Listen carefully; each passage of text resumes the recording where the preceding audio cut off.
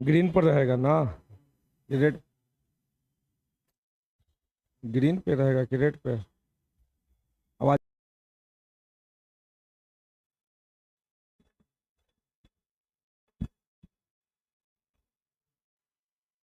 चलिए आइए, बिहार दरोगा का टेस्ट नंबर 4 है।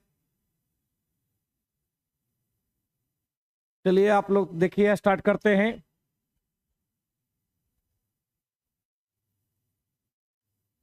Test number 4।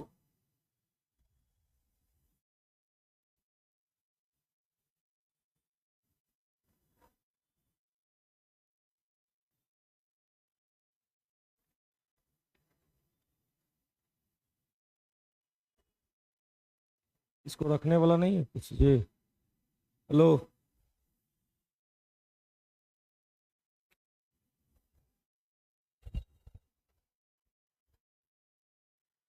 मार्कर क्या हुआ?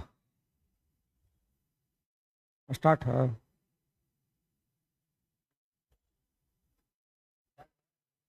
चलिए आइए, टेस्ट नंबर 4 में जो पहला क्वेश्चन है आपका, भारतीय खिलाड़ी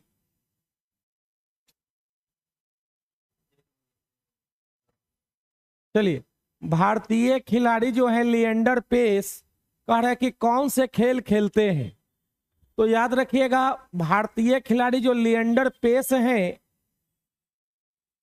लिएंडर पेस जो हैं, यह जो खेलते हैं, यह आपके लॉन टेनिस, लॉन टेनिस खेलते हैं। तो याद रखिएगा, सबसे पहले आपको जो लिएंडर पेस हैं, यह कौन से खेल से हैं, तो यह लॉन टेनिस खेलते हैं। जैसे आप जानते हैं क्रिकेट, अब इसमें बार बार पूछा जाता है खिलाड़ियों की संख्या। जैसे आप जानते हैं कि पोलो में, उसको भी चालू कीजिए ना, पोलो में जो खिलाड़ियों की संख्या होता है वह 4 होता है, और वाटर पोलो में खिलाड़ियों की संख्या 7 होता है, और बास्केटबॉल में 5 होते हैं, और वॉलीबॉल में 6 होते हैं, और कबड्डी में 7 होते हैं, और आपका बेसबॉल में खिलाड़ियों की संख्या 9 होते हैं। तो याद रखिएगा कि लिएंडर पेस जो है, यह किस खेल के खिलाड़ी हैं, तो लॉन टेनिस का। अगला क्वेश्चन है आपका, विमलेश कुमार जी जय हिंद। चलिए, पन्नालाल घोष सुने होंगे। पन्नालाल घोष जो है, यह कौन सा वाद्य यंत्र बजाते हैं, तो पन्नालाल घोष हरिप्रसाद चौरसिया, दोनों जो जानते हैं यह कौन से खेल से हैं, पन्नालाल घोष और हरिप्रसाद चौरसिया, यह दोनों जो है हरिप्रसाद चौरसिया बांसुरी बजाते हैं, और शहनाई जो है, शहनाई बजाते हैं आपका बिस्मिल्ला खा। बिस्मिल्ला खा जो है आपका शहनाई बजाते हैं, और तबला जो है, यह याद रखिएगा जाकिर हुसैन, जाकिर हुसैन जो है आपके तबला बजाते हैं, और पंडित रविशंकर सितार बजाते हैं। पंडित रविशंकर जो हैं, वह आपके पंडित रविशंकर, यह आपके सितार बजाते हैं। चलिए अगला क्वेश्चन की बात कर ले। कह रहा है 2011 की जो जनगणना था, जनगणना के अनुसार निम्नलिखित में से किस राज्य में महिला की साक्षरता सबसे ज्यादा है। तो सबसे साक्षर राज्य जो है महिला साक्षरता, वह सबसे ज्यादा जो पूछ रहा है, तो कौन से राज्य होंगे। चलिए, महिला साक्षरता या पुरुष साक्षरता, तो सबसे अधिक साक्षर राज्य जो है आपका केरल, यहां पर 95% साक्षरता है। और 100% साक्षरता वाला राज्य पूछेगा कि 100% साक्षरता कौन प्राप्त किया है, तो वह हो जाएगा मिजोरम। और भारत की साक्षरता की बात कर ले, भारत की साक्षरता, तो भारत की कुल साक्षरता लगभग 74.04%, भारत की कुल साक्षरता 74.4%, जिसमें मेल कहेंगे तो 84%, मेल कहेंगे तो 84% और फीमेल कहेंगे तो 65%। याद रखिएगा कि भारत की साक्षरता जो है टोटल एवरेज जो है 74% और मेल 84 और फीमेल 65%। और साक्षरता दिवस जो जानते हैं आप लोग 8 सितंबर को मनाया जाता है। हाँ, चलिए, ये सभी का क्लास है। बिहार पुलिस और बिहार दरोगा, यह सभी एग्जामों में पूछा जाएगा आपका। अब यस डिस्कशन के बाद कोई भी टेस्ट लगाइए, आपका क्वेश्चन सब में मिलेगा। तो याद रखिएगा, भारत की कुल साक्षरता 74%, मेल कहेगा पुरुष साक्षरता तो आपका 84% और महिला साक्षरता कहेंगे 65%। और साक्षरता दिवस जो है वह 8 सितंबर को मनाया जाता है। और 2011 की जनगणना में सबसे साक्षर राज्य जो कहेंगे महिला में केरल है, अब 100% साक्षरता वाला मिजोरम। अगला है स्वतंत्रता की बात, यानी देश की आजादी के बाद, यानी 15 अगस्त 1947 की बात कह रहा है। भारत में 1951 में तत्कालीन प्रधानमंत्री जवाहरलाल नेहरू की प्रभाव में अपनी पहला जो पंचवर्षीय योजना पंडित जवाहरलाल नेहरू ने किया था, और पंचवर्षीय योजना इसी के अंतर्गत योजना आयोग 15 मार्च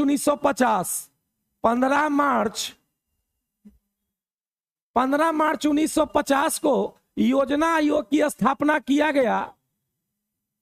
सर मैं सब्सक्राइब कर दिया हूं, चलिए बहुत अच्छा है। देखिए, तो जो पंडित जवाहरलाल नेहरू, क्योंकि योजना आयोग के जो अध्यक्ष होते हैं वह प्रधानमंत्री, योजना आयोग के जो अध्यक्ष होते हैं वह होते हैं प्रधानमंत्री। तो पहला जो पंचवर्षीय योजना था उसका अध्यक्ष थे पंडित जवाहरलाल नेहरू।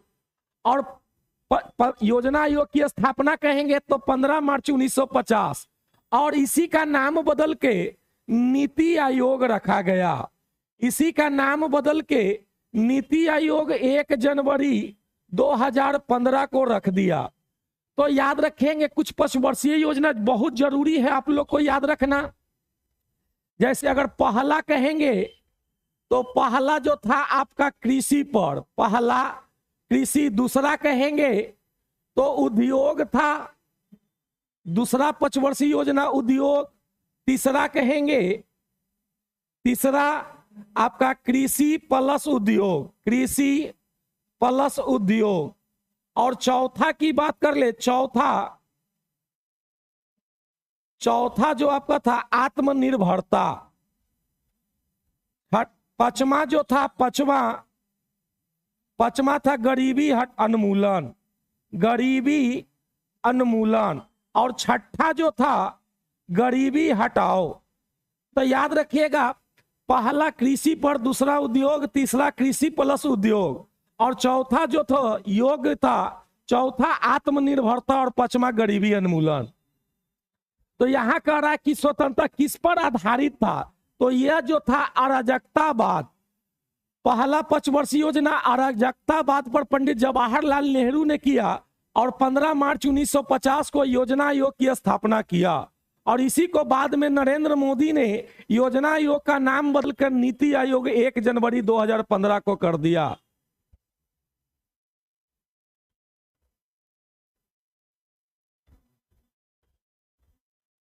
चलिए अगला क्वेश्चन है, चलिए अगला क्वेश्चन है आपका 6 नंबर।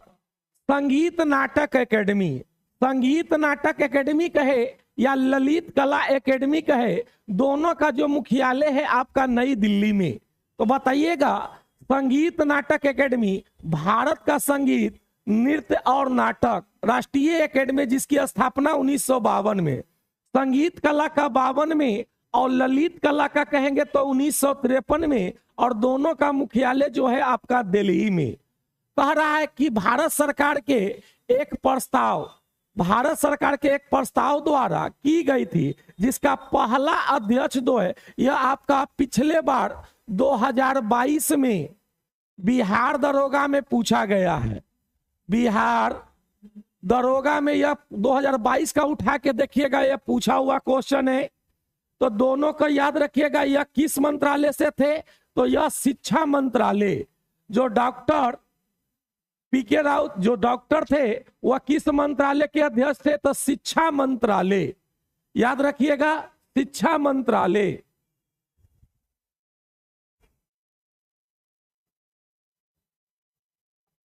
चलिए, शिक्षा मंत्रालय होगा बउआ।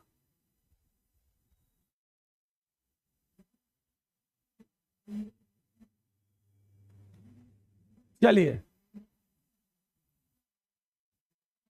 अगला क्वेश्चन है, हर साल अगस्त के दूसरे शनिवार को अल्लाह पूजा के पास आयोजित होने वाली नेहरू ट्रॉफी प्रतियोगिता जो श्रेणी का सबसे प्रतिस्पर्धी और लोकप्रिय प्रतियोगिता है, यह किससे संबंधित है? तो याद रखिएगा, हर साल जो होता है शनिवार के दूसरा अल्लाह पेलू, यह जो है यह संबंधित किससे है? तो याद रखिएगा, यह नौका दौड़ से है। यह किस दौड़ से है? नौका दौड़ से। और कहां पर होता है? केरल राज्य में। नौका दौड़ का जो आयोजन किए जाते हैं वह केरल राज्य में किए जाते हैं, और इस खेल का नाम है बल्लम पल्ली।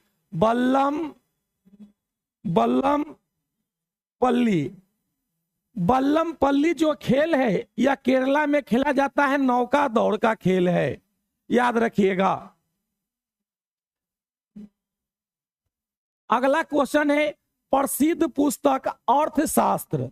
अर्थशास्त्र हमें बताती है कि मौर्य काल के दौरान उत्तर पश्चिम कमलों के लिए और अपने सोने और कीमती पत्थरों के लिए महत्वपूर्ण था। तो वह कौन सा महत्वपूर्ण था? जल्दी से ना बताएंगे? तो जो सबसे महत्वपूर्ण था वह कौन था बताइएगा? पश्चिमी भारत, उत्तर भारत, पूर्वी भारत, दक्षिणी भारत। तो याद रखिए, मौर्य काल जो था आपका, जो चंद्रगुप्त मौर्य ने इसका मौर्य वंश की स्थापना किया था, तो यह कौन से प्रसिद्ध पुस्तक अर्थशास्त्र। तो अर्थशास्त्र का जो लेखक यह कौन थे? चाणक्य। लेकिन अर्थशास्त्र का जनक जो कहा जाता है, जनक एडम स्मिथ को। और चलिए, यह जो था प्रसिद्ध पुस्तक, यह दक्षिण भारत। डी नंबर आंसर होगा, सही है आपका। दक्षिण भारत जो है आपका, दक्षिण भारत में जो है मौर्य काल में यह हीरे और जेवरात के लिए जाना जाता, कोटाइले।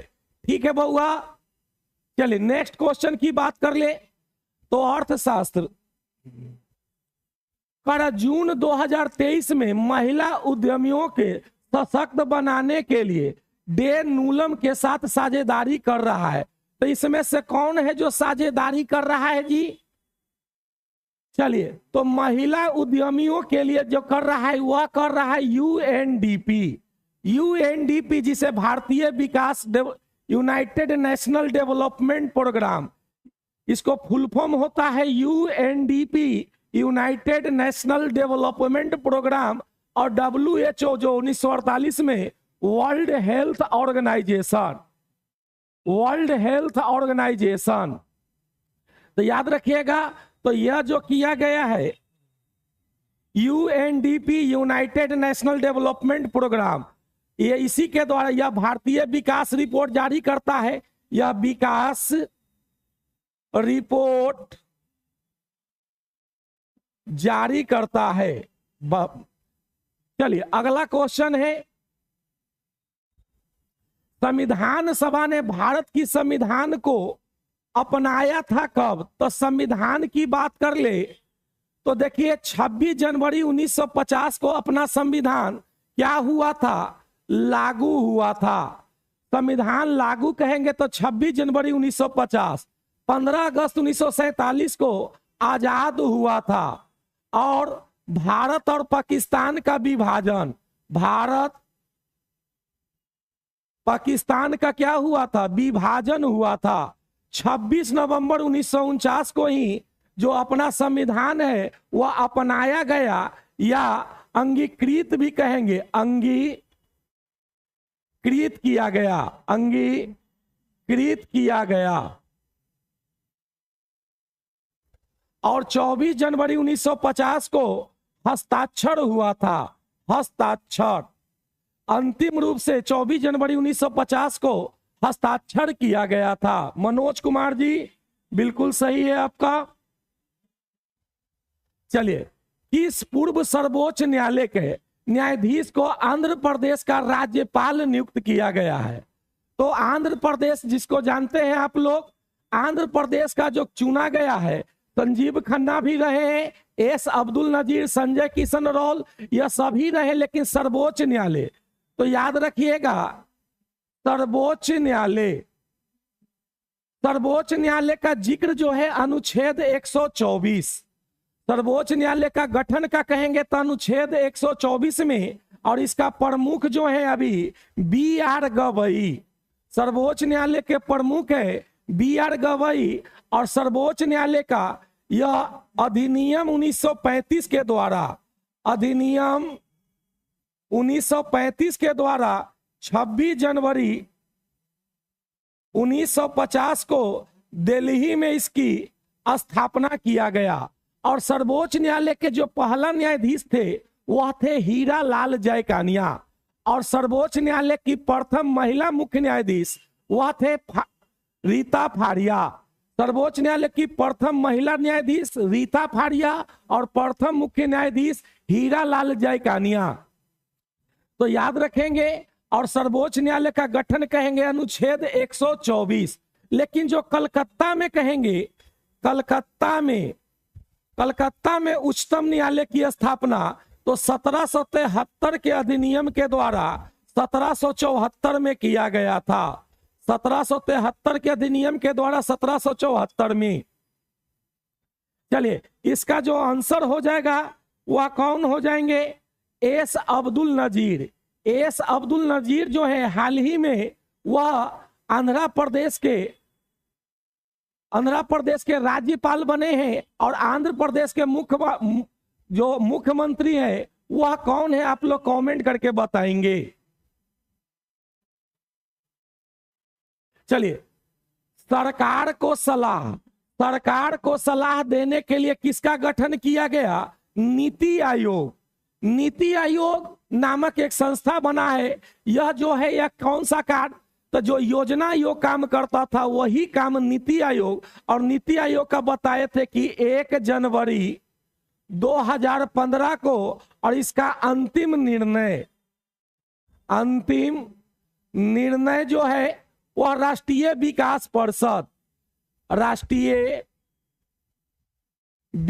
परिषद जो योजना आयोग के अंतिम निर्णय करता है।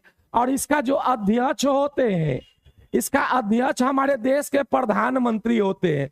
तो यह जो है यह देश के नीति कानून व्यवस्था को बनाए रखने के लिए बनाता है। तो आंसर हो जाएगा नीतिगत विचार, यानी देश के विचार देता है, देश के विकास का विचार देता है। चंदन जी वेरी गुड। यह देश के नीतिगत विचार को देता है, यह देश को विकास को बढ़ावा देने के लिए नियम और कानून को सुझाव देता है।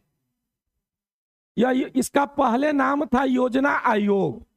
चलिए, भारत में दूसरे चीफ ऑफ डिफेंस जो दूसरा बना है, पहला था chief of defence Bipin Rawat CDS, जिनका हवाई दुर्घटना में मृत्यु हो गया था। और अभी वर्तमान में जो सीडीएस बने हैं वह कौन बने हैं बताइए जल्दी से ना। जो सीडीएस दूसरा बने हैं वह लेफ्टिनेंट जनरल अनिल चौहान। जो दूसरा अभी बने हैं सीडीएस वह लेफ्टिनेंट जनरल अनिल चौहान। यह जो होते हैं यह तीनों सेना का कमांड। चले, जनरल मनोज मुकुंद नरवाने पहला थे बउआ, आंसर दूसरा हो जाएगा general Anil Chauhan, lieutenant general Anil Chauhan.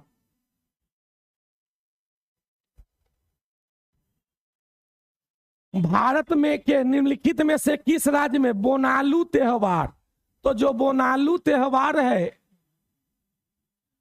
जो बोनालू त्योहार, भारत के निम्नलिखित में से किस राज्य में बोनालू त्योहार मनाया जाता है?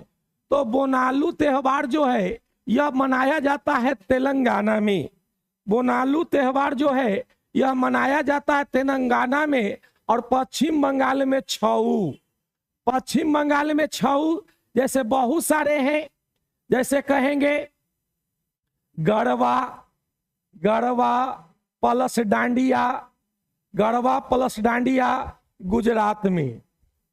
गुजरात में लावनी, लावनी प्लस तमाशा, लावनी प्लस तमाशा महाराष्ट्र में।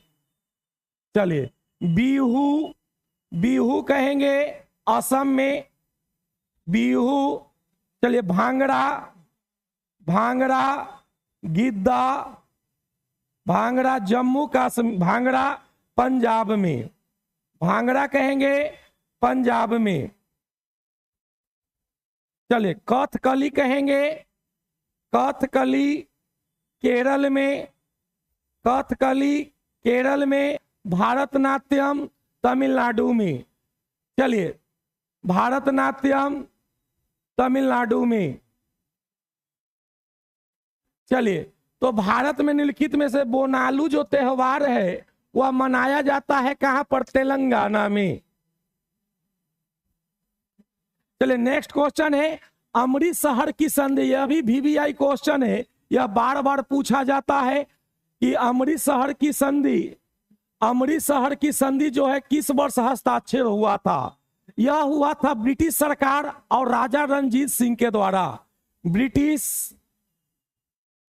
British east India, British east India और राजा रणजीत सिंह, राजा रणजीत सिंह, रणजीत सिंह के द्वारा 1809 में, 1809 में।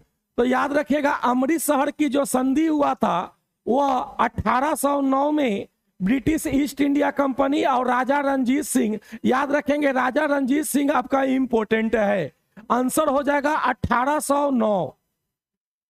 चलिए मंजीत कुमार जी बिल्कुल सही है, अमृतसर की संधि 1809 में राजा रणजीत सिंह और ब्रिटिश ईस्ट इंडिया कंपनी के बीच में हुआ था।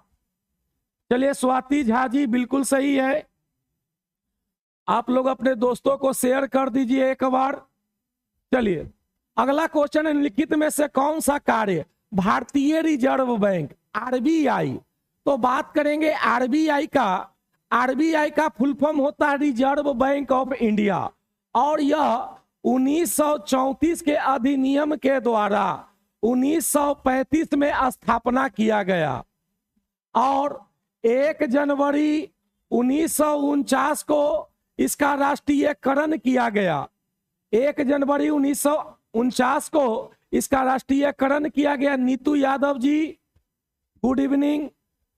1 जनवरी 1949 का इसका राष्ट्रीयकरण किया और वर्तमान में इसका जो गवर्नर है संजय मल्होत्रा, संजय मल्होत्रा। और आरबीआई का जो पहला गवर्नर बने थे, पहला बना था ओसवान स्मिथ, ओसवान स्मिथ पहला थे।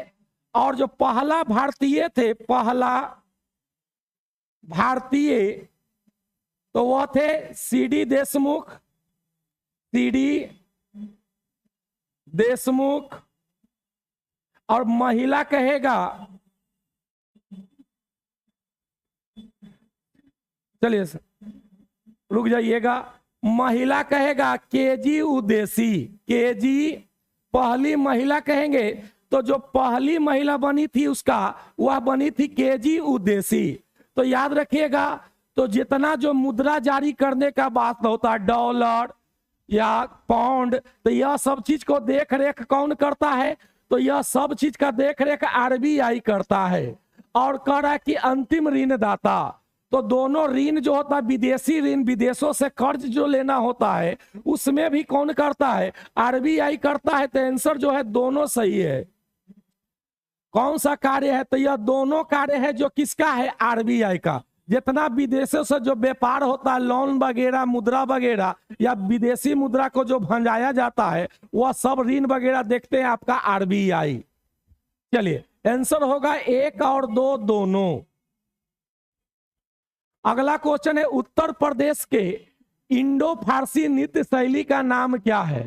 तो अभी बताए थे कथकली जो होता है केरल में होता है, गरबा जो अभी बताए थे आप लोग को कहां पर, गुजरात में, छऊ कहां पर, पश्चिम बंगाल में। तो आंसर क्या बच जाएगा आपका? कथक। आंसर क्या हो जाएगा आपका? कथक। अगला है, किस काल में अछूत की अवधारणा, अछूत की अवधारणा कहेगा तो अछूत की अवधारणा ऋग वैदिक काल में समाज को 4 वर्गों में बांट दिया। समाज को 4 वर्गों में कार्य के आधार पर बांट दिया गया था। ब्राह्मण, क्षत्रिय, वैश्य और शूद्र कार्य के आधार पर बांटा था। और उत्तर वैदिक काल में जन्म के आधार पर, जन्म के आधार पर लोगों को बांट दिया था। और मौर्य काल में यह जो है अछूत का, अछूत जाति व्यवस्था बन गया था। तो किस काल में? मौर्य काल में। याद रखेंगे किस काल में? मौर्य काल में बउआ। उत्तर वैदिक काल में जन्म के आधार पर बांटा गया था समाज को। भारत के अनुच्छेद 333 के प्रावधानों के अधीन प्रत्येक राज्य के विधानसभा में अधिकतम सीट, तो जो अधिकतम होगा याद रखेंगे विधानसभा, विधानसभा होता है, इसको बोलते हैं हम लोग निम्न सदन, निम्न सदन भी बोला जाता है। और विधानसभा में अधिकतम होंगे 500 और मिनिमम जो होते हैं वह 60 होते हैं। विधानसभा में अधिकतम 500 और न्यूनतम कहेंगे तो 60 होता है। और बिहार में कहेंगे, बिहार के विधानसभा में कुल सीटों की संख्या 243, बिहार के विधानसभा में 243। और विधान परिषद में जो है 75 है। और लोकसभा में 40 और राज्यसभा में आपका 16 है बिहार में। तो आंसर हो जाएगा 500। चलिए जल्दी से ना बताइए, ध्वनि की प्रबलता की इकाई क्या है? ध्वनि की प्रबलता की इकाई क्या है? जल्दी से ना कमेंट करके बताइए, ध्वनि की प्रबलता की इकाई क्या है?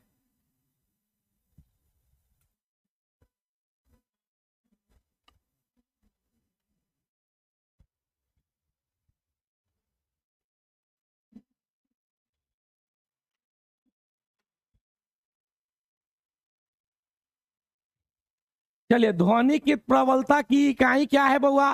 हर्ज कहेंगे तो किसका होता है? आवृत्ति का। हर्ज किसका होता है? आवृत्ति का। डेसिबल किसका होता है? ध्वनि का। डेसिबल किसका होता है? ध्वनि का। आंसर हो जाएगा सी नंबर। अगला है, निम्नलिखित में से कौन सा शब्द क्रिकेट से संबंधित नहीं है?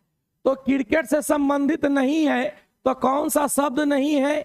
तो ईगल जो होता है यह गोल्फ से, ईगल खेल का संबंध है बउआ गोल्फ से। और बास्केट का संबंध है बास्केटबॉल से, बास्केटबॉल से। तो यह भी क्रिकेट से नहीं है और बास्केटबॉल भी जो है क्रिकेट से संबंधित नहीं है। तो आंसर हो जाएगा ना तो 1 और ना ही 2, सॉरी आंसर होगा 1 और 2 दोनों होगा, क्योंकि पूछ रहा कौन नहीं है। तो नहीं है, ए भी नहीं है और 2 भी नहीं है। तो आंसर होगा 1 और 2 दोनों नहीं है। ए बउआ इसमें नहीं लगाइले, इसमें है कि है ना तो 1 है ना तो 2, यहां पर नहीं लगा हुआ है।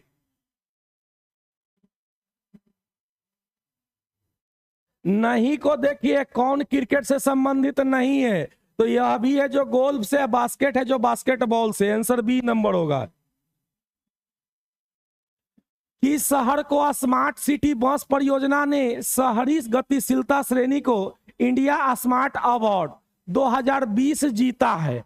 तो कौन सा शहर है जो, तो सबसे स्वच्छ शहर जानते हैं आप लोग, सबसे स्वच्छ शहर, स्वच्छ शहर जो है सबसे स्वच्छ शहर राजधानी वह है इंदौर, और दूसरा नंबर पर गुजरात में सूरत है। चलिए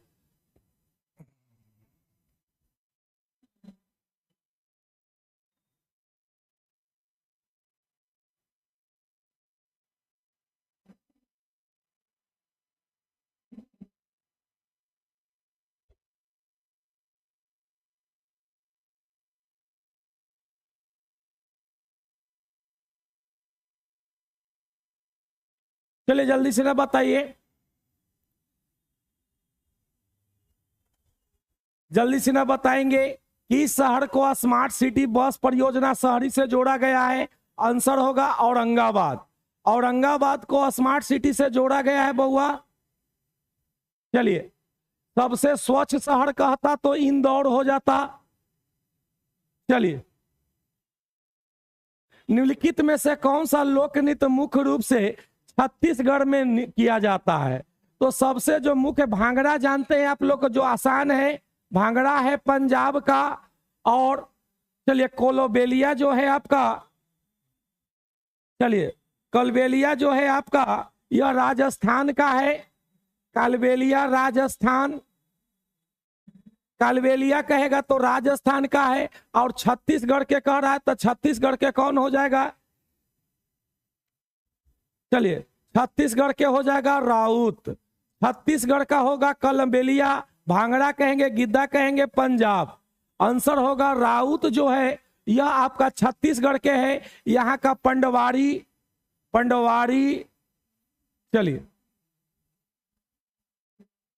अगला है आवर्त सारणी के 17वें समूह को क्या कहा जाता है? तो एग्जाम में पूछता है दो गो, एक होगा पहला आवर्त।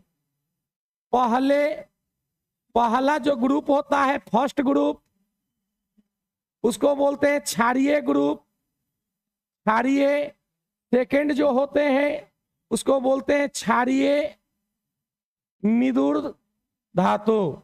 और जो होते हैं चेकोजन जो होते हैं आपका 16वां ग्रुप होते हैं। हाइलोजन ग्रुप को 17वां कहा जाता है और उत्कृष्ट गैस को 18वां ग्रुप कहा जाता है। याद रखेंगे।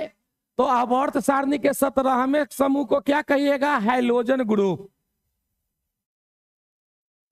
फरवरी 2022 के चुनाव के बाद उत्तराखंड के जो नया मुख्यमंत्री बने हैं, उत्तराखंड के नया मुख्यमंत्री कौन बने हैं?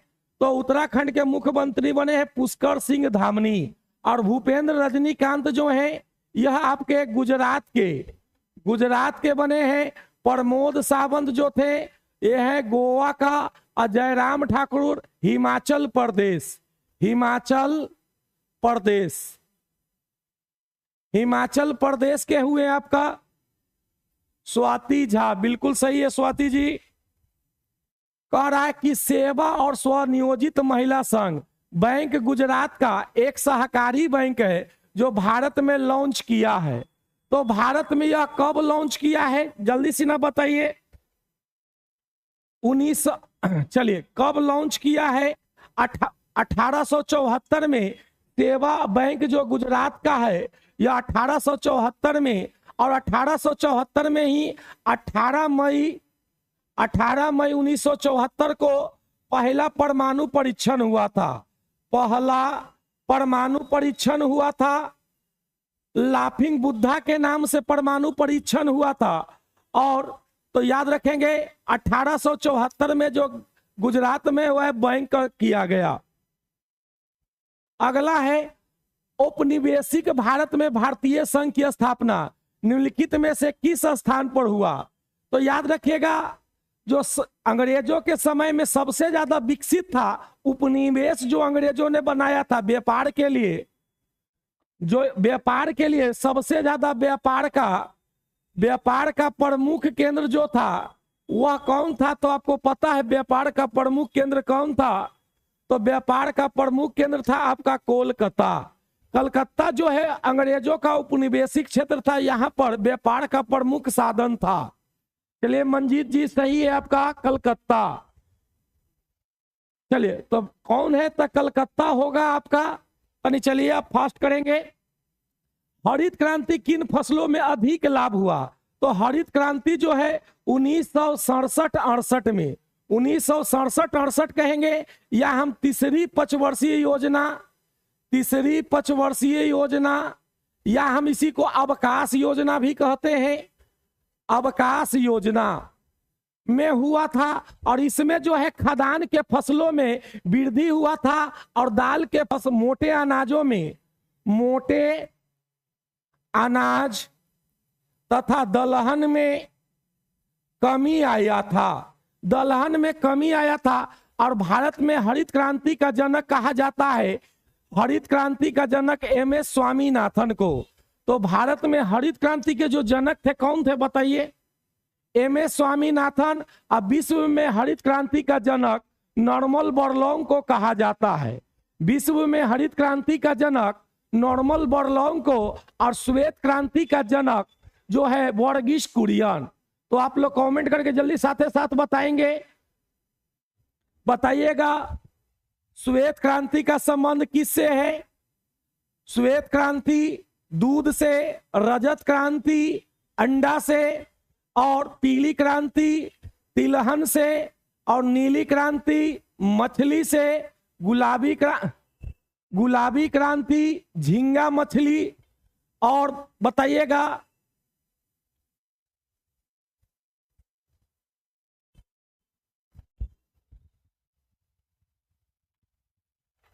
चलिए चंदन जी, दूध के लिए वर्गीस कुरियन, अंडा के लिए रजत क्रांति, बिल्कुल सही है। सरसों तेल के लिए काली क्रांति, पेट्रोलियम के लिए, ठीक है आपका। अगला है हरित क्रांति ने खाद्यान्न के फसलों के पैदावार को वृद्धि और इस प्रकार भारतीय अर्थव्यवस्था के योगदान में क्या किया? तो इसमें भारतीय अर्थव्यवस्था में क्या हुआ? वृद्धि हुआ था। इसके बाद जो भारत में अनाजों की जो कमी होता था उस कमी को दूर किया गया, यानी कि सकारात्मक क्या हुआ? वृद्धि हुआ था। अगला है राज्य विधानमंडल के निचला सदन किसे कहा जाता है? तो निचला सदन कहा जाता है, जैसे संसद में होता है, संसद में भी दो भाग में बांट दिया है सदन को। संसद का जो जिक्र है 79 में, और इसी में राज्यसभा जिसका जिक्र है 80 में, इसको बोलता है उच्च सदन। और लोकसभा जो है, लोकसभा 81 में, इसको बोलते हैं निम्न सदन। अगर राज्य में बात किया जाए तो राज्य में जो होता है विधानसभा, विधानसभा और विधानमंडल, विधान परिषद।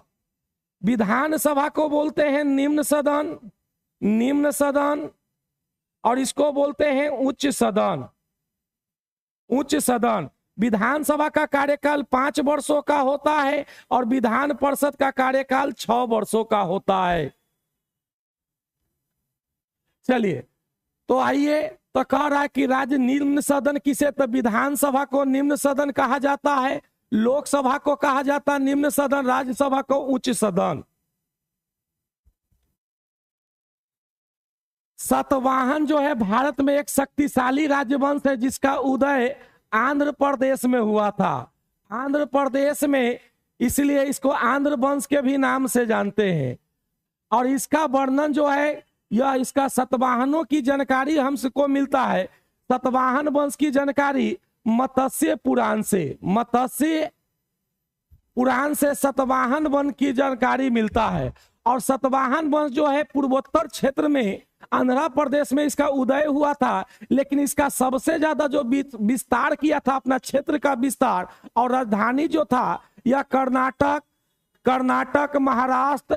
कर्नाटक महाराष्ट्र में अपना फैलाया था, पश्चिमी क्षेत्र में।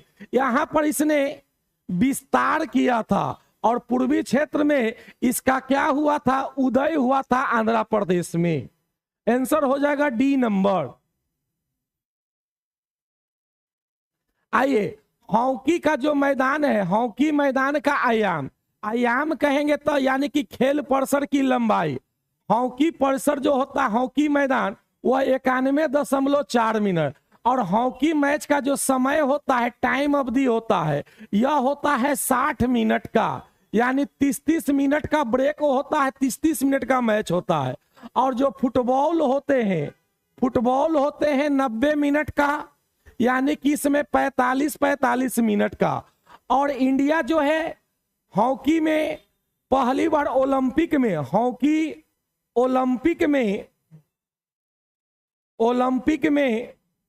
1928 में जीता था, पहली बार 1928 में। और अब तक 8 बार जो ओलंपिक में है, भारत ने ओलंपिक में मेडल जीता है। और यह अंतिम बार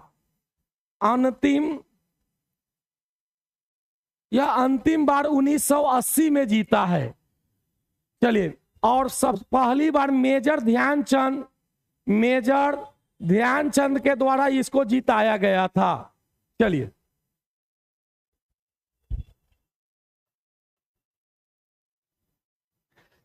अगला है भारतीय संविधान में मौलिक कर्तव्य।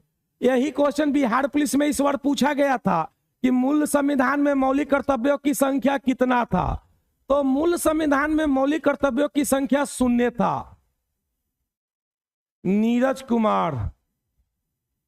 चलिए, भारतीय संविधान में मौलिक कर्तव्य, यह 42वां संविधान संशोधन 1976 में स्वर्ण सिंह समिति के सिफारिश पर जोड़ा गया। उस समय इसकी संख्या 10 था और वर्तमान में इसकी संख्या 11 है।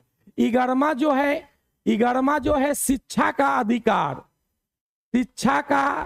अधिकार, इसको 86वां संविधान संशोधन 2003 में इसको जोड़ा गया और 2009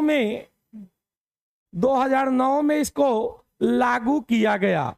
तो याद रखिएगा, मौलिक कर्तव्य कहां से लिया गया है? तो मौलिक कर्तव्य आपका रूस से लिया गया है, जर्मनी से आपका आपातकाल, अमेरिका से कहेंगे तो अधिकार लिया गया है, मौलिक अधिकार या महाभियोग लिया गया है। ब्रिटेन से कहेंगे संसद चलाने का जो विधि व्यवस्था है, संसदीय प्रणाली, वह ब्रिटेन से लिया गया है। छपरा जिला बेला, शिक्षा का अधिकार, बिल्कुल सही है, छपरा जिला बेला जी। नवीन भैया जख्मी छात्र अजीत, रसिया सही है आपका भी। मंजीत कुमार आपातकाल, बहुत अच्छा। बताओ एगो कमेंट करके, संविधान में संशोधन की प्रक्रिया कहां से लिया गया है? जैसे अनुच्छेद लिया गया जापान से, तो संविधान संशोधन करने की प्रक्रिया कहां से लिया गया? चलिए, राष्ट्रीय ग्रामीण रोजगार गारंटी योजना, इसका स्थापना, रोजगार गारंटी योजना, यह जो नौकरी कितने दिनों का देता है? 100 दिनों का, और इसी का नाम है मनरेगा। 2006 में इसका नाम रख दिया गया मनरेगा, और रोजगार गारंटी की स्थापना 1779 में।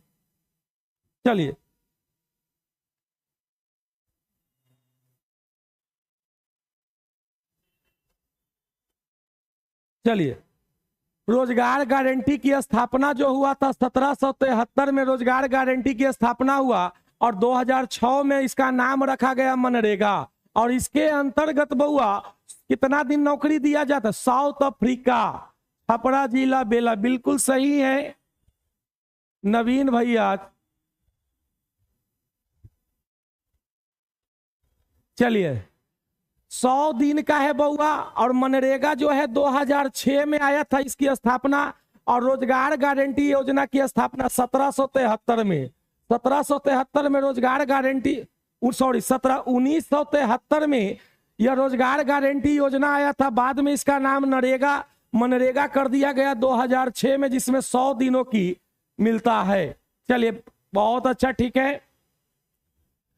ईस्ट और हाइड्रोजन जो है पर ऑक्साइड, वह क्या बनाते हैं? ऑक्सीजन बनाते हैं, O2 बनाते हैं, प्लस H2O बनाते हैं। ईस्ट प्लस जो हाइड्रोजन जो पर ऑक्साइड है वह क्या बनाते हैं? ऑक्सीजन गैस देते हैं प्लस पानी बनाते हैं। ईस्ट जो होता है एक काटेज होता है। ईस्ट जो होते हैं या एक एंजाइम जो होते हैं, एंजाइम्स, काटेज, कार्टिलेज, कार्टिलेज जो होते हैं यह ईस्ट और हाइड्रोजन यह दोनों जब मिलते हैं तो ऑक्सीजन गैस मुक्त करते हैं और जल बनाते हैं। याद रखिएगा, ईस्ट और हाइड्रोजन मिलेगा तो यह क्या पेरोक्साइड क्या देगा? ऑक्सीजन देगा और प्लस जल देगा। अगला क्वेश्चन है निम्नलिखित में से कौन? छऊ। छऊ नृत्य जो बताएं अभी, छऊ जो होता है वह पश्चिम बंगाल का। छऊ नृत्य जो है वह कहाँ का है? पश्चिम बंगाल का। और इससे संबंधित कौन है जो बताइए? विदुषी, एस जयालक्ष्मी, महबूबा सुभानी, गोपाल प्रसाद दुबे या सुचित्रा? बताइए जल्दी सी ना। गोपाल प्रसाद जो दुबे हैं यही आपके छऊ है। और छऊ जो है आपका पश्चिम बंगाल। छऊ आपका पश्चिम बंगाल। भारत ने पुरुष हॉकी विश्व कप में अभी बताए थे कि विश्व हॉकी कप में, विश्व हॉकी कप 1975 में यह पाकिस्तान को 2-1 से हराकर जीता है। मात्र एक बार जीता है अब तक भारत ने। विश्व हॉकी कप 1975 में पाकिस्तान को हराकर मात्र एक बार 2-1 से जीता था। और ओलंपिक में इसने 8 बार जीता है। पहली बार 1928 में और अंतिम बार 1980 में। पहली बार 1928 में और अंतिम बार 1980 में। अब तक 8 बार ओलंपिक में जीत चुका है भारत। तो आंसर हो जाएगा सी नंबर, मात्र एक बार हॉकी में जीता था।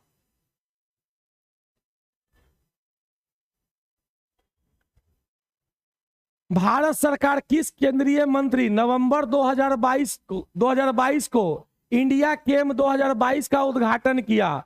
राजनाथ सिंह को तो जानते हैं आप लोग, यह क्या है? चलिए देखिए, यह होंगे मनसुख मंडविया। किरण रिजिजू जो थे खेल मंत्री थे। और राजनाथ सिंह जो है आपका सेना विभाग को देखते हैं। राजनाथ सिंह जो है आपका सेना विभाग को देखते हैं।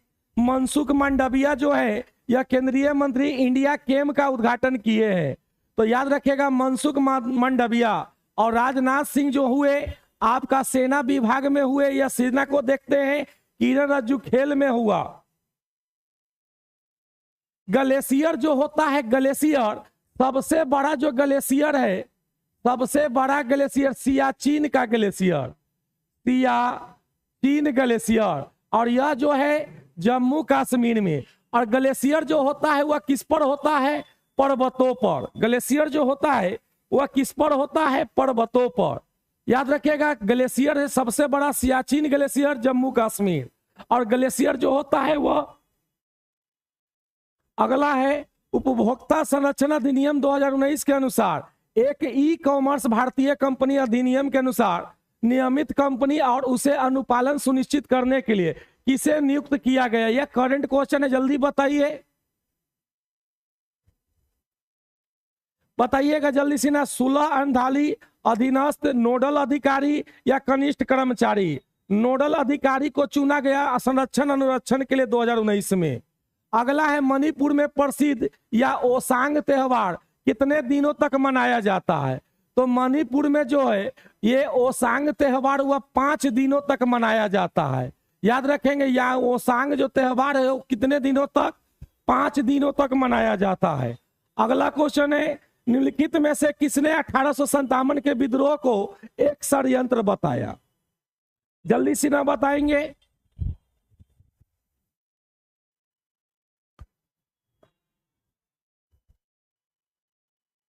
जल्दी से ना कमेंट करके बताओ।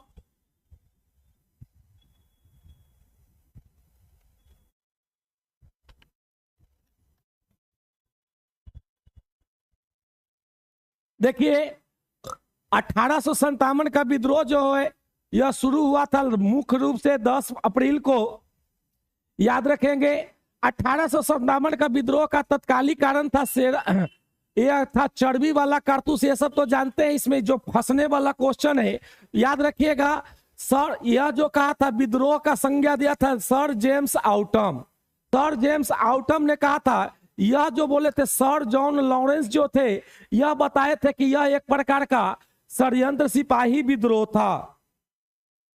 चलिए यह बताए थे चलिए sir John Lawrence. Sir John Lawrence जो है यह पुण्यतः सिपाही विद्रोह बताया था, सिपाही विद्रोह। और टी आर होम्स जो है इसको बर्बरता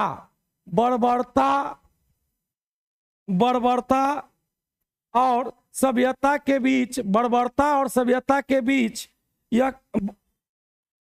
युद्ध बताए थे। बर्बरता और सभ्यता के बीच युद्ध बताए थे। और आंसर जो हो जाएगा सर जेम्स आउटम एवं टेलर के द्वारा। और एक और जो थे आप बताइएगा, इसको सिपाही विद्रोह किसने कहा था, जल्दी से ना कमेंट करके बताओ। 1857 के विद्रोह को सिपाही विद्रोह किसने कहा था। अगला है 1857 के विद्रोह के बाद ब्रिटिश सरकार ने सिपाहियों को चयन नहीं किया था। किस प्रांत से चयन नहीं किया? तो चयन नहीं किया था, जहां पर ज्यादा विद्रोह हुआ था वहां पर चयन नहीं हुआ। जैसे जानते हैं सबसे ज्यादा जो विद्रोह हुआ था उत्तर प्रदेश में और बिहार में, तो ये तो नहीं होगा। बंगाली भी किया था, गोरखा जो है, गोरखा, सिख और पंजाबी, यही 3 गो जो है यह 1857 के विद्रोह के बाद 1857 के विद्रोह के बाद इसका कहा था। तो यहां से सबसे ज्यादा सिपाही की नियुक्ति हुआ था। इसी पर अक्षय कुमार का एक मूवी भी बना है। आंसर हो जाएगा गोरखा सिंह। और चलिए अगला क्वेश्चन है, रामोसी विद्रोह का सही रूप से भौगोलिक क्षेत्र क्या था? रामोसी विद्रोह जो हुआ था वह महाराष्ट्र में हुआ था। रामोसी विद्रोह 1822 में महाराष्ट्र में हुआ था। और इसका नेतृत्व जो किया था, इसका नेतृत्व चितूर सिंह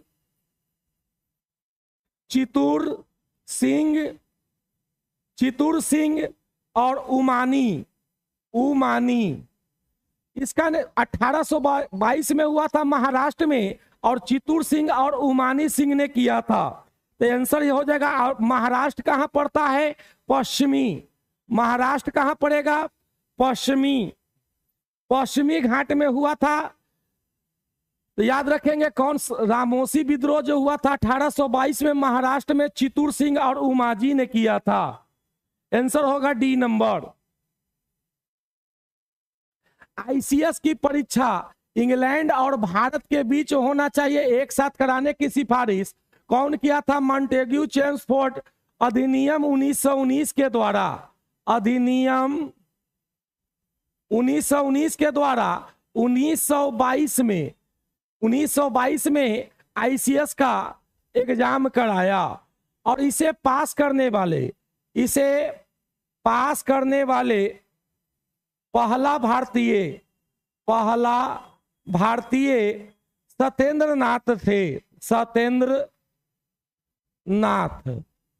नाथ जो आईसीएस की परीक्षा को पास करने वाला पहले थे।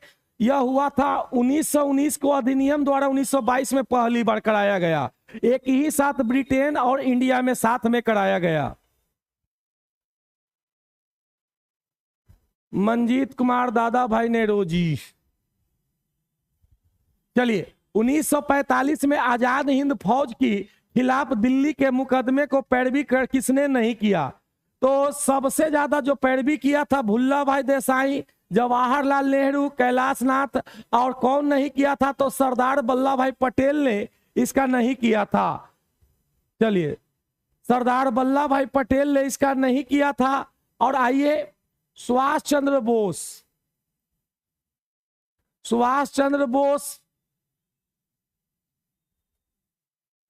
सुभाष चंद्र बोस 2 बार कांग्रेस के अध्यक्ष बने, 1938 में, 1939 में, एक हरिपुरा और एक हुआ था त्रिपुरी। त्रिपुरी अधिवेशन में ही पटामी सीतारमैया को हराए थे और हराने के बाद पटामी सीतारमैया को हरा दिए थे, जिसके कारण गांधी जी इनको विरोध में हो गए। चलिए, गांधी जी इसका विरोध में हो गए तो त्रिपुरी अधिवेशन से इन्होंने इस्तीफा दिया और 1939 में फॉरवर्ड ब्लॉक की स्थापना किया और 1943 में आजाद हिंद सरकार और 1945 में वायुयान दुर्घटना में इनका मृत्यु हो गया, ऐसा माना जाता है। तो आंसर याद रखेंगे सरदार वल्लभ भाई पटेल। भारत छोड़ो आंदोलन के दौरान भूमिगत गतिविधियों को संगठित करने वाला नेता कौन था? तो जब भारत छोड़ो आंदोलन हो रहा था तो उसी आंदोलन में भारत छोड़ो आंदोलन में पहली बार भाग लिए थे कौन? जयप्रकाश नारायण। और आजादी के समय जो कांग्रेस के अध्यक्ष थे वो आपका जेबी कृपलानी। आजादी के समय जेबी कृपलानी थे और भारत छोड़ो आंदोलन के समय जो थे जयप्रकाश नारायण। चलिए नेक्स्ट क्वेश्चन है, बताइए जल्दी से ना, इसको निम्नलिखित में से कौन सा विकल्प कैबिनेट मिशन योजना से संबंधित नहीं था? हमेशा पढ़ते हैं कैबिनेट मिशन, जल्दी बताइए। कैबिनेट मिशन से संबंधित नहीं है, जल्दी बताएंगे। तो पता है कैबिनेट मिशन 1946 में भारत आया था और इसमें 3 सदस्य थे, एबी अलेक्जेंडर, सर क्रिप्स और लॉरेंस। कैबिनेट मिशन 1946 में आया था जिसमें 3 सदस्य था, एबी अलेक्जेंडर, सर क्रिप्स और अलेक्जेंडर लॉरेंस। यह 3 सदस्य था और इसने क्या किया? युद्ध को समाप्त होने का डोमिनियन दर्जा दिया, करा कि संविधान सभा द्वारा निर्मित सामान्य किया, नई कर्मचारी कार्य परिषद की नियुक्ति जिसमें हिंदू और मुस्लिम का समान प्रतिनिधि या कोई भी सूबा भारतीय संघ। जल्दी से ना कमेंट करके बताइए।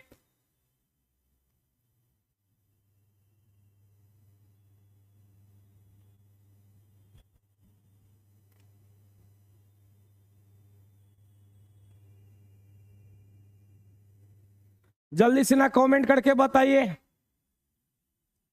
फॉरवर्ड ब्लॉक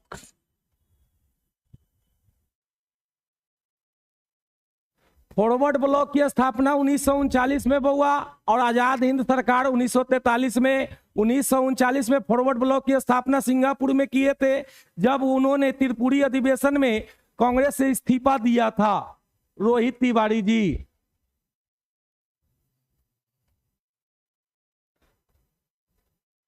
चलिए अगला क्वेश्चन जल्दी बताइए, इसका हो जाएगा नई कार्य परिषद। ठीक है बउआ, आजाद फॉरवर्ड ब्लॉक की स्थापना 1939 में किए थे सिंगापुर में और 1943 में आजाद हिंद सरकार। चलिए अगला क्वेश्चन है, कांग्रेस के त्रिपुरी अधिवेशन आ गया, वही क्वेश्चन है। कांग्रेस के त्रिपुरी अधिवेशन में सुभाष चंद्र बोस ने दक्षिण पंथों का मुख्य विवाद किस मुद्दे पर था? तो जो कांग्रेस के त्रिपुरी अधिवेशन था उसमें जो मुख्य विवाद था वह किस पर था? तो यह जो था कांग्रेस के कार्यकारिणी समिति के गठन के लिए किया गया। यह त्रिपुरी अधिवेशन में गांधी जी के विपक्ष में खड़ा हुए थे, गरम दल के नेता थे रोहित तिवारी। 1936 में नहीं हुआ है फॉरवर्ड ब्लॉक की स्थापना, हुआ 1939 में हुआ फॉरवर्ड ब्लॉक की स्थापना। चलिए, यह कांग्रेस के कार्यकारिणी समिति के गठन किए थे।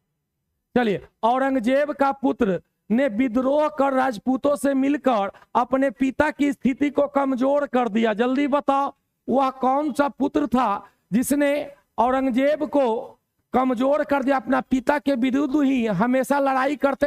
रोहित तिवारी जी। ठीक है, ओके सही है आप। चलिए 1939 सही है छपरा वाले जी। चलिए, औरंगजेब का जो बेटा था, औरंगजेब जिंदा पीर कहा जाता था। औरंगजेब इतना शक्तिशाली था, याद रखिए, जब तक आप अपने पिता को कम नहीं तोड़िएगा, जब तक पिता कभी किसी से टूटेगा नहीं। औरंगजेब को जिंदा पीर कहा जाता था, ये इतना शक्तिशाली था, लेकिन अपने बेटे के सामने वो उसने हार मान लिया। जो अकबर द्वितीय था, औरंगजेब का बेटा, जिसके कारण इसने क्या किया, अपने आप को कमजोर ही हुआ, यह राजपूतों के साथ मिलकर अपने पिता के विरुद्ध ही विद्रोह कर दिया।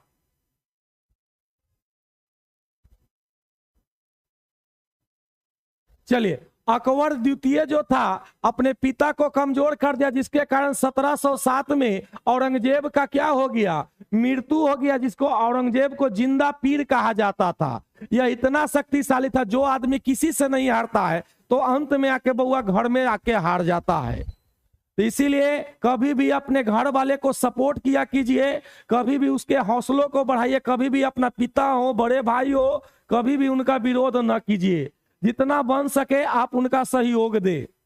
चलिए आगे बात करते हैं। चलिए, अकबर, हिंदू और ईरानी वास्तुकला का सर्वप्रथम मानवता हमें कहां देखने को मिलता है? तो जल्दी से ना, ये अच्छा क्वेश्चन है, बताइए जल्दी से ना कि हिंदू और ईरानी दोनों का जो संयुक्त है वह किस में देखने को मिलता है, जल्दी बताइए।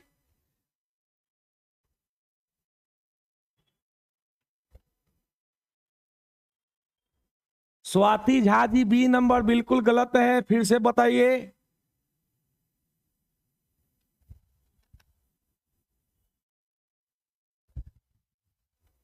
चलिए, हिंदू और ईरानी दोनों का जो मिलता है वह ताजमहल में। ताजमहल का नींव पड़ा था 1932। तो चलिए चलिए, नींव पड़ा था इसका 1632 में और तैयार हुआ था 1653 में। बनकर ताजमहल तैयार हुआ था, इसका डिजाइन बनाया था उस्ताद ईसा खां। और ताजमहल में इसको इसकी पत्नी मुमताज को किया गया है। और द्वितीय ताजमहल औरंगजेब की पत्नी मरिया दुरानी को कहा गया है, जहां पर औरंगाबाद में बनाया है। बिल्कुल सही है, छपरे वाले ताजमहल। तो ताजमहल का नींव 1632 में बनकर तैयार हुआ था। 1653 में इसको शाहजहां ने बनवाया था। शाहजहां ने बनवाया और इसको तैयार किया, अपनी पत्नी मुमताज की याद में बनवाया था। तो आप बताइएगा, दूसरा जो ताजमहल है जिसको बनाया गया औरंगाबाद, बिल्कुल सही है विशाल देव जी। चलिए, शेर शाह का मकबरा कहाँ है जी, जल्दी बताएंगे। सासाराम में है। कुतुब मीनार कहाँ है? इसको बनवाया था कुतुब मीनार के कुतुबुद्दीन ऐबक ने। और पंचमहल आपका यह उत्तर प्रदेश के फतेहपुर सिकरी में है। सिकरी और गुजरात में, दोनों जगह पर है, फतेहपुर सिकरी और गुजरात में। यह पंचमहल शेर शाह का मकबरा सासाराम में है आपका, बिल्कुल सही है मंजीत जी। जनसंख्या वृद्धि के संदर्भ में कौन सा वर्ष को भारत का जनगणना के इतिहास में महाविभाजन? तो जनगणना का महाविभाजन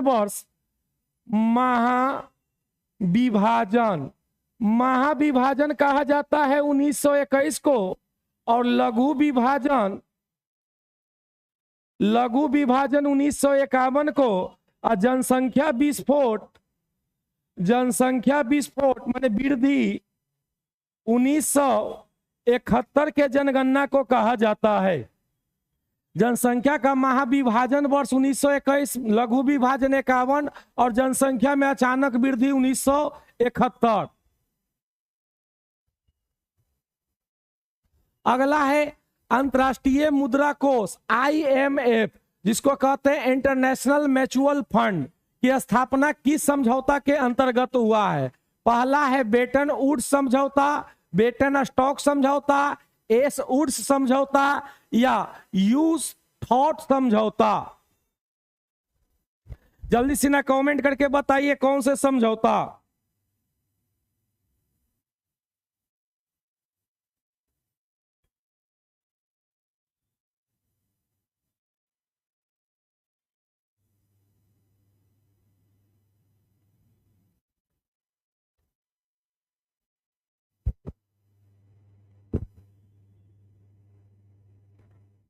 जल्दी से ना बताइए।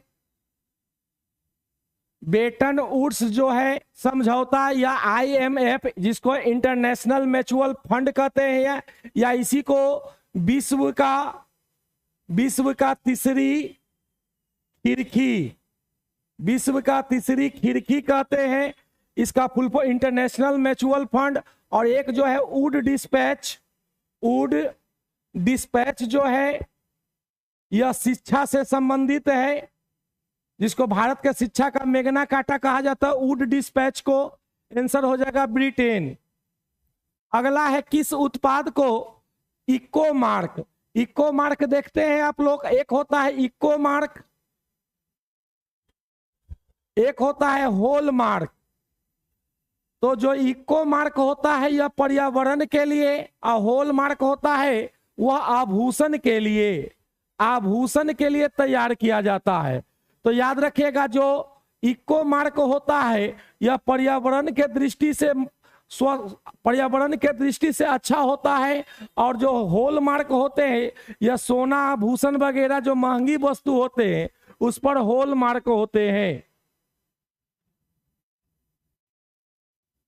नहीं, अच्छी टिकाऊ का नहीं होता, पर्यावरण के दृष्टि से अनुकूल होता है। जो वेजिटेबल वगैरह होता है, कच्चा पदार्थ, जो भोज्य पदार्थ होता है, जो हम लोग को खाने की सामग्री होता है, तो यह टिकाऊ नहीं होता है। चलिए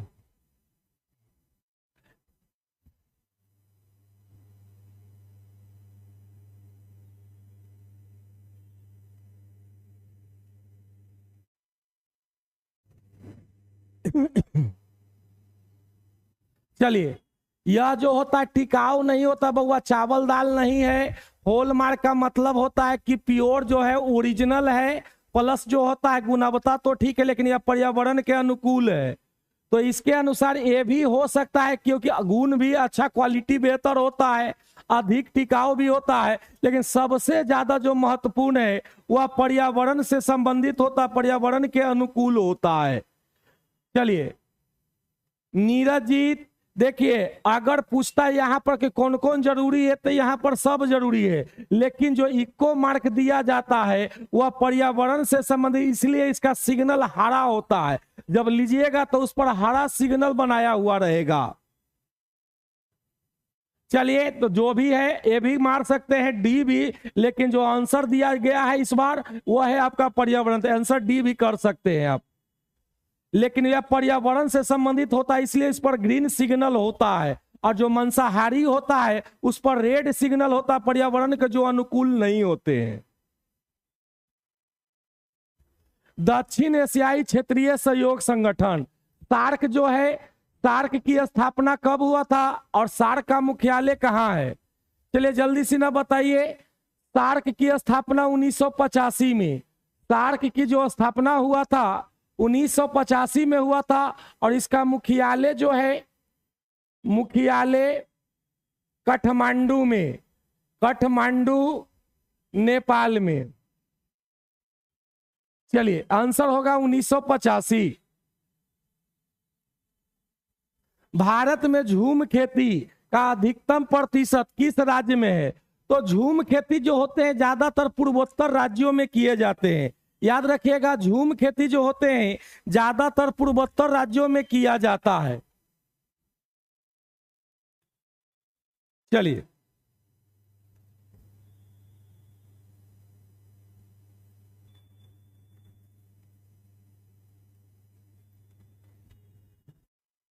भारत में जो झूम खेती होते हैं यह ज्यादातर पूर्वोत्तर राज्यों में किया जाता है, जैसे असम, मेघालय, यह जो पूर्वोत्तर राज्य होते हैं वहां पर किया जाता है। जैसे मणिपुर में जो कहेंगे 69% किया जाता है, मेघालय में चलिए असम में 48%, असम में 48% है, मेघालय में आपका 67% तक है। तो जो सबसे ज्यादा होता है वह कहां पर होता है?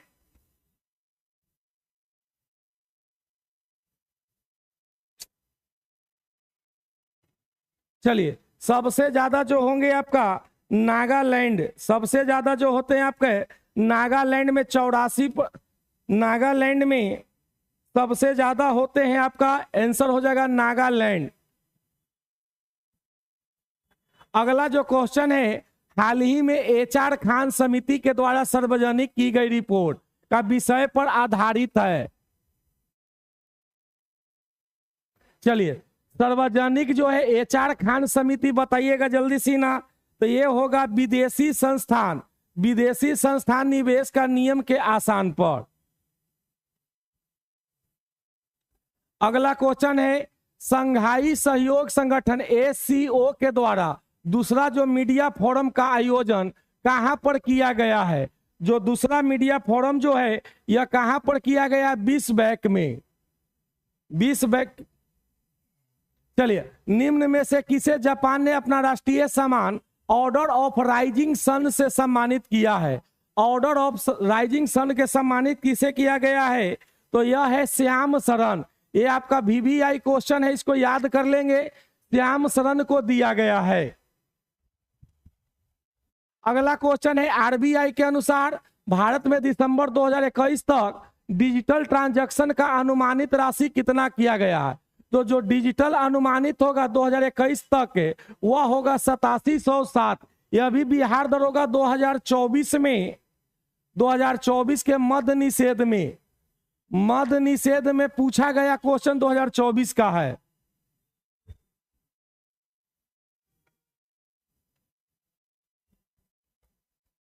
चलिए, अगला क्वेश्चन है, राष्ट्रीय बाल अधिकार संरक्षण आयोग ने जॉनसन बेबी शैम्पू पर प्रतिबंध का सिफारिश किस रसायन के उपस्थिति के कारण किया है? तो बताइए जल्दी सी ना, किस रसायन के उपस्थिति के कारण किया है? तो ये आंसर हो जाएगा फॉर्मल्डिहाइड। फॉर्मल्डिहाइड के कारण किया है।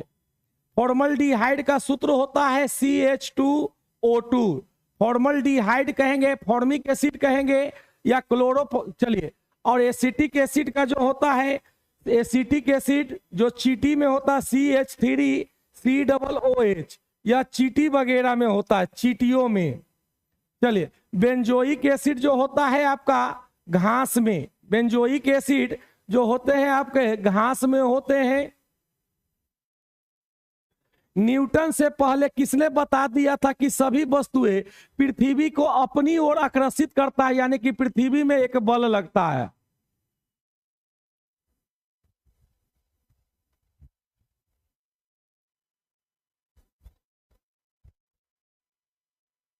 चलिए,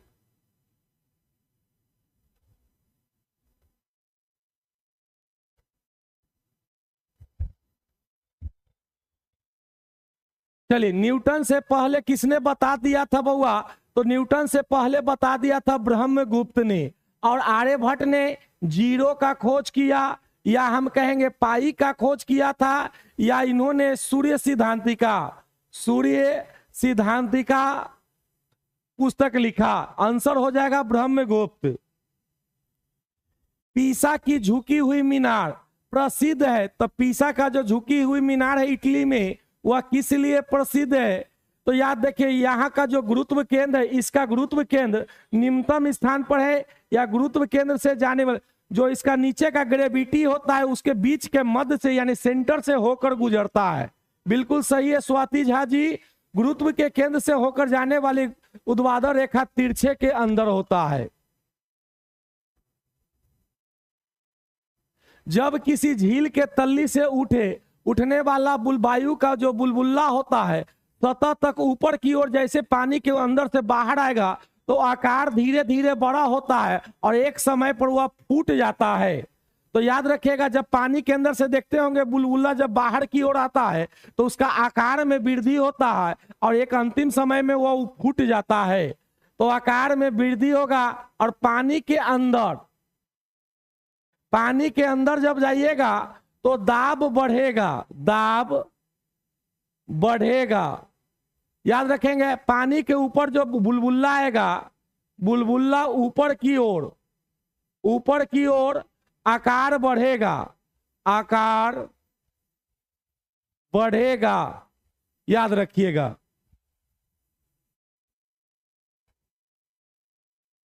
चलिए अगला है भारहीनता की स्थिति पर, यानी कि जी बराबर क्या हो जाएगा 0, डब्लू बराबर जानते हैं कि mg, तो कहां पर भारहीनता होगा यानी 0 होगा, जहां पर जी का मान 0 वहां पर भारहीन होगा।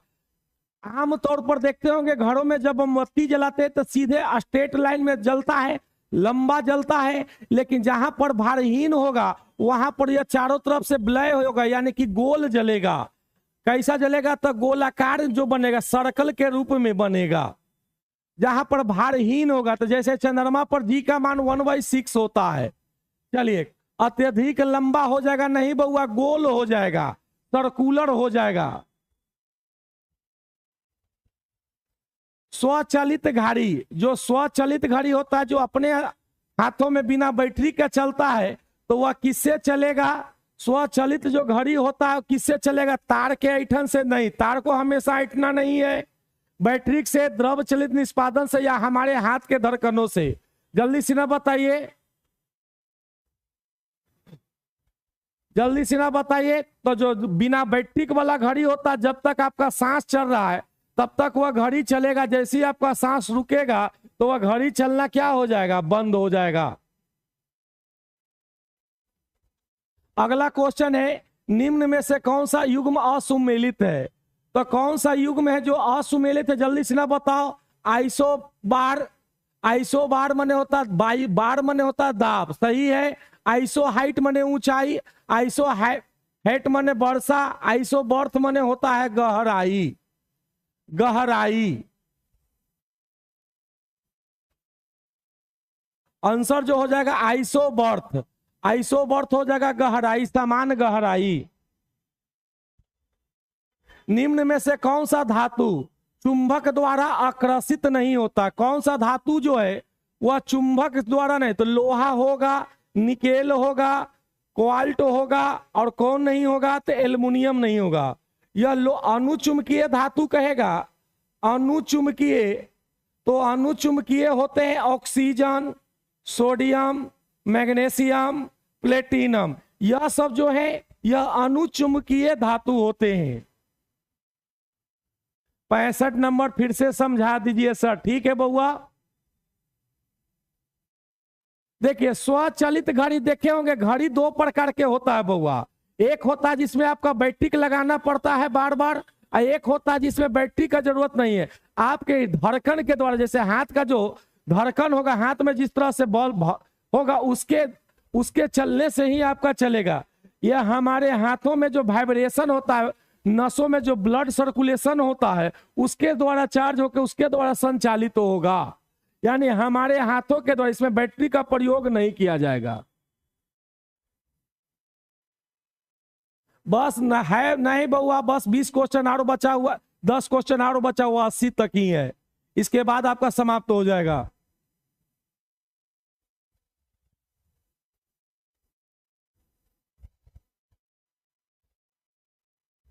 डॉक्टर, चित्रकार, मूर्तिकार, plaster of Paris. Plaster of Paris का उपयोग, इसका सामान्य नाम क्या है? तो प्लास्टर ऑफ पेरिस का कहेंगे सामान्य नाम क्या है जी?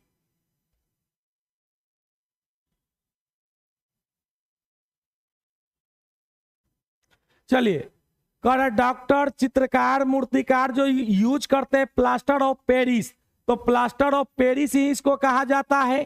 चूना पत्थर को कहा जाता है कैल्शियम कार्बोनेट, चूना पत्थर को कहा जाता है कैल्शियम कार्बोनेट। और या हम कहेंगे चूना पूछेगा, चूना, तो चूना होता है कैल्शियम ऑक्साइड, और चूने का पानी कहेंगे, चूने का पानी। चलिए अगला है, स्टील की कठोरता बढ़ाने के लिए क्या मिलाते हैं? स्टील को कठोर बनाने के लिए कार्बन मिलाया जाता है। स्टील की कठोरता को बनाने के लिए कार्बन, और मजबूती के लिए जो अगर स्टील को मजबूत बनाने के लिए क्रोमियम मिलाया जाता है। मजबूती के लिए निकेल और क्रोमियम, और कहेंगे कठोर बनाने के लिए कार्बन। कठोर कहेगा तो कार्बन, मजबूत कहेगा तो क्रोमियम भी होगा, निकेल भी होगा। चलिए, जंग लगने पर लोहे की भार क्या होगा? तो जब जंग लगता है बउआ तो लोहे की भार में बढ़ जाता है। और जंग लगना कौन सी अभिक्रिया है? रासायनिक अभिक्रिया। और जो जंग का सूत्र होता है Fe2O3 जिसको हेमाटाइट भी कहते हैं, हेमाटाइट कहते हैं। और जंग लगना जो है रासायनिक अभिक्रिया वायु में ऑक्सीजन के उपस्थिति के कारण होता है, वायु में ऑक्सीजन की उपस्थिति के कारण जंग लगता है, और जंग को हेमाटाइट भी कहते हैं, Fe2O3। चलिए आंसर हो जाएगा ए नंबर। अगला है वनस्पति तेल। वनस्पति तेल से जो वनस्पति घी बनाने की प्रक्रिया में, यह इसको प्रक्रिया को कहते हैं हाइड्रोजनीकरण। इस प्रक्रिया को कहते हैं हाइड्रोजनीकरण। चलिए इस प्रक्रिया को हाइड्रोजनीकरण कहा जाता है। चलिए तो वनस्पति तेल में क्या हो जाएगा, हाइड्रोजन। कौन सा तत्व के कमी से पूरा करने के लिए कीट भक्षी पौधों को पकड़ते हैं? तो किसको पूरा करने के लिए कहेंगे, तो नाइट्रोजन। किसको पूरा करने के लिए करते हैं, तो नाइट्रोजन का प्रयोग। नाइट्रोजन का खोज किया था रदरफोर्ड। नाइट्रोजन का खोज किया था रदरफोर्ड, जिसकी परसेंटेज जो ब्रह्मांड में है 78%। मैग्नीज जो होता है एटॉमिक नंबर 25, मैग्नीशियम का होता है 12, सल्फर का होता है 16। आंसर हो जाएगा नाइट्रोजन को पूरा करने के लिए कीट भक्षी है जो कीटों को खाते हैं। बहुत अच्छा, गुड। मास्टर्ड गैस के उपयोग किस लिए किया जाता है बउआ, तो रासायनिक प्रयोग होता है युद्ध वगैरह में। जहां पर जब देश में युद्ध चलता है उस समय मास्टर्ड गैस का प्रयोग रासायनिक युद्धों में, युद्ध के समय जब होता है तो इसका प्रयोग किया जाता है। और इसका प्रयोग दवा बनाने में भी किया जाता है, दवा बनाने में भी किया जाता है। चलिए, और रक्त शरीर में कार्य क्या है, तो ब्लड का काम क्या है बउआ, ऑक्सीजन को ले जाना। ब्लड जो है हमारे शरीर में ऑक्सीजन को ले जाता है और कार्बन डाइऑक्साइड को लाता है। हृदय के पास से जब हम सांस लेते हैं तो ऑक्सीजन जो है हृदय से लेकर रक्त को पूरे बॉडी में पहुंचाता है और कार्बन डाइऑक्साइड को वापस लाता है। धमनी जो होता है वह शुद्ध रक्त को ले जाता है और सीरा जो है वह अशुद्ध रक्त को लाता है बॉडी के पास। चलिए, बिल्कुल सही है आपका मंजीत कुमार जी। ऊर्जा प्रदान नहीं बउआ, ऊर्जा प्रदान नहीं करता है, यह ऑक्सीजन को ले जाने और कार्बन डाइऑक्साइड को लाने का काम करता है। स्वाति झा जी बिल्कुल सही है, मंजीत कुमार सही है आपका भी। चलिए, ए नंबर होगा। आप लोग को कैसा लगा क्लास, एक बार कमेंट करके बताएंगे जरूर। स्वाति झा जी, मंजीत कुमार जी, तो एक बार बताइए कैसा लगा आप लोग का डिस्कशन। एक बार दोस्तों के साथ शेयर भी करते रहना है।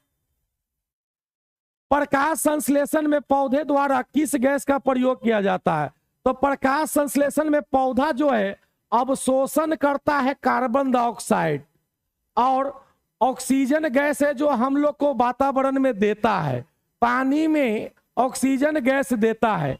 जब C6H12O6 जब C6H ग्लूकोज को जब पानी के साथ मिलाया जाता है तो यह सूर्य के प्रकाश से प्रकाशित होकर यह हमको ऑक्सीजन गैस मुक्त करता है, और साथ में ऑक्सीजन गैस को क्या करता है, मुक्त करता है। चलिए, कह रहा कि प्रकाश संश्लेषण में पौधा किस गैस का उपयोग करता है, तो उपयोग करता है कार्बन डाइऑक्साइड को लेता है और ऑक्सीजन गैस को देता है। वाणिज्यिक बैंकों में गैर निष्पादित परिसंपत्तियों का क्या अर्थ है, जो वाणिज्यिक बैंक है। अब बात करें बैंकों का, तो वर्तमान में अभी वाणिज्य बैंकों की संख्या 12 है, और जो विलय बैंकों की संख्या 10 हो गया है। और पहला बार जो बैंकों का राष्ट्रीयकरण हुआ था 1969 में 14 बैंकों का, और 1980 में 6 बैंकों का इंदिरा गांधी के सरकार में, इंदिरा गांधी के समय में कराया गया था।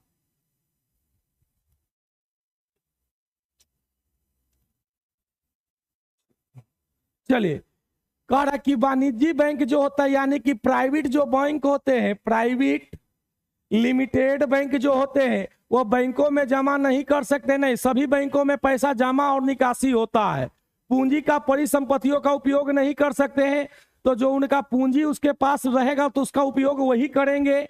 तीसरा, ऋण जिस पर ब्याज और मूलधन नहीं चुकाया गया हो, ये हो जाएगा, गलत है।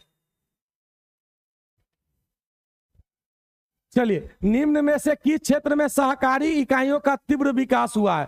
सबसे ज्यादा जो शहरी क्षेत्र में विकास हुआ है वह किस उद्योग में हुआ है? चीनी में। और चीनी का सूत्र होता है C12H22O11। शुगर का होता है, सीमेंट का जो पहला है कारखाना 1904 में मद्रास में स्थापित किया गया था। और जूट का उत्पादन सबसे ज्यादा पश्चिम बंगाल में। सूती वस्त्र की राजधानी कहेंगे सूती वस्त्र का तो मुंबई। निम्न में से कौन सा बेरोजगारी का कारण नहीं है? तो देखो बउआ, बेरोजगारी बढ़ता है काहे और कौन नहीं है? तो जनसंख्या बढ़ेगा तो बेरोजगारी बढ़ेगा, सही है। कौशल का अभाव यानी कि विकास नहीं होगा जब कोई समझाने वाला ना होगा। प्रति आय में वृद्धि बेरोजगारी का कारण चलिए, जब प्रति व्यक्ति आय में वृद्धि होगा तो रोजगार कैसे बढ़ेगा? और जब आय वृद्धि होने का मतलब क्या है? जनसंख्या में कमी होगा, बेरोजगारी में कमी होगा। आंसर होगा प्रति व्यक्ति आय। जब आय वृद्धि होगा तो बेरोजगारी नहीं, बेरोजगारी कम होगा तभी आय बढ़ेगा आपका। चलिए, फिलिप्स वक्र जो है किस बीच को संबंध को दर्शाता है? जो फिलिप्स जो है वक्र जो है वह किसको दर्शाते हैं? मुद्रास्फीति और बेरोजगारी। मुद्रास्फीति और बेरोजगारी, तो मुद्रास्फीति और बेरोजगारी, जहां पर बेरोजगारी बढ़ेगा वहां पर मुद्रास्फीति कम होगा और जहां पर बेरोजगारी घटेगा वहां पर मुद्रास्फीति अधिक होगा। आंसर होगा बी नंबर। कौन सा राज्य पूर्णतः जैविक खेती करने वाला? पूर्णतः जैविक खेती करने वाला राज्य जो है सिक्किम है। यह 22वां राज्य के रूप में 36वां संविधान संशोधन द्वारा 1975 में इसका गठन हुआ था। आंसर हो जाएगा सिक्किम। चलिए, इसके बाद जो है रीजनिंग है, तो यहां तक लास्ट क्लास है। आप लोग एक बार कमेंट करके बताएंगे, इसके बाद आपका यहीं तक क्लास है। आप लोग चैनल को सब्सक्राइब कर दीजिए और दोस्तों के साथ कल से शेयर कर दीजिएगा। सिक्किम बिल्कुल सही है। छपरा जी बिल्ला। चलिए, मंजीत कुमार जी बिल्कुल सही। चलिए, मिलते हैं हम लोग अगले क्लास में। और आप लोग को 15 अगस्त की हम सभी के तरफ से आप लोग को लाख मनाइए बढ़िया से। 15 अगस्त आज़ादी का दिन है, मिलजुल कर सब कोई मनाएंगे। मिलते हैं अगले क्लास में। मंजीत कुमार सर, बहुत अच्छा क्लास लगा सर। बिल्कुल, आपको और भी इससे बेहतर मिलेगा।